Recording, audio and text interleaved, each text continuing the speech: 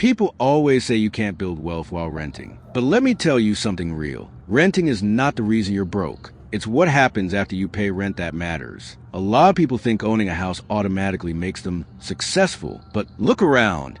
Plenty of homeowners are still struggling, still stressed, still living paycheck to paycheck. Why? Because wealth isn't about where you live. It's about how you manage your money. Let's break it down. Your rent is a fixed cost. It's predictable, consistent, and clear. The real problem is what comes after rent is paid. New phone every year. Dining out 3 for times a week. Upgrading gadgets.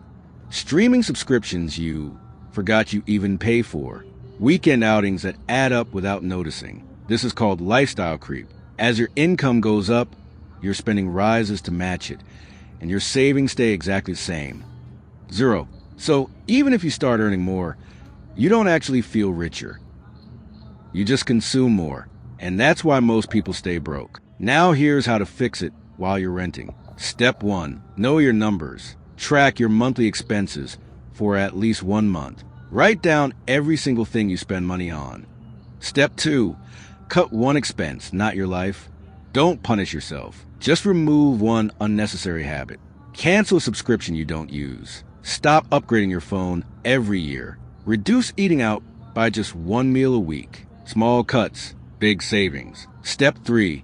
Invest a fixed amount every month. Even if it's $25, $50, or $100. This is the most important part. Because wealth doesn't come from how much you make. It comes from how much you keep and multiply. Start with S&P 500 Index Fund, Total Market Index, or a simple ETF like VOVTI. Just be consistent. Even $50 a month invested for 5-10 years can turn into thousands without you feeling the pain. Step 4. Don't compare your life to other people. Social media is fake. Just because someone looks like they're winning doesn't mean they are.